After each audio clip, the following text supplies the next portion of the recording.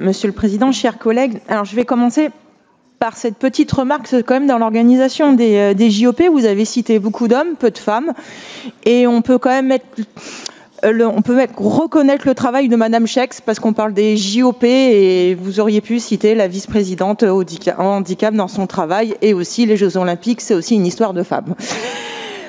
Et vous avez complètement raison, et j'aurais pu citer aussi Carole Montillet et d'autres, parce qu'effectivement, elles contribuent, Marie Bochet, sur les partis handi, qui ont contribué avec cette équipe de candidature.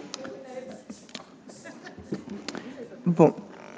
Monsieur le Président, il faut reconnaître que vous respectez la tradition olympique. Et oui, cette tradition, surtout celle de la citation d'un ancien vice-président du CIO, les meilleurs livres de science-fiction sont les dossiers de candidature de Jeux Olympiques. Parce que là, plus le scénario s'écrit, plus on est dans le flou.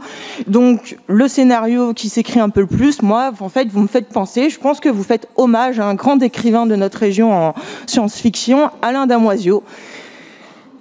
Bon, après, pour celles et ceux qui ont déjà lu un roman de Alain Damoiseau, la fin et les épilogues ne sont pas forcément dans le positif. Et j'avoue que, quand même aussi, vous êtes dans cette tradition des JO avec la magie des JO parce que tous les dogmes tombent. Hein, la dette, c'est pas grave. Hein, on a entendu en commission des JO, 3 milliards, c'est pas grand-chose. On a le président de la région Sud qui dit, bah après tout, 2 milliards, c'est juste une ligne. On fait ça comme ça. Je pense que si hier, au moment du budget, on avait fait un amendement de 3 milliards sur les lycées, sur la formation professionnelle, sur des politiques publiques, qu'est-ce qu'on n'aurait pas entendu ? Mais là, ce dogme tombe.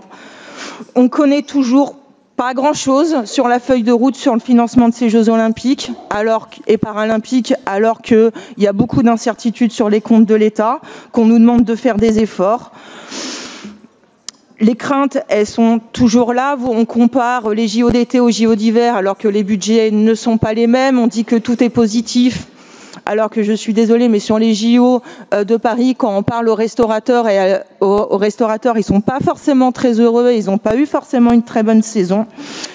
Vous nous laissez du coup dans ce flou artistique, on attendra toujours l'épilogue.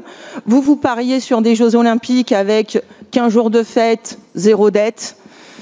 Permettez-moi de dire, je suis plutôt sur un scénario de 15 jours de fête, 15 ans de dette. On n'a toujours pas l'assurance que des impôts seront créés ou pas, parce que si on prend l'histoire sur les Jeux Olympiques que ça a organisé, que ça soit de Chamonix, de Grenoble ou d'Albertville, il y a eu, par exemple, pour Albertville, les Savoyards ont payé pendant 25 ans une taxe sur les équipements qui sont aujourd'hui pas aux normes.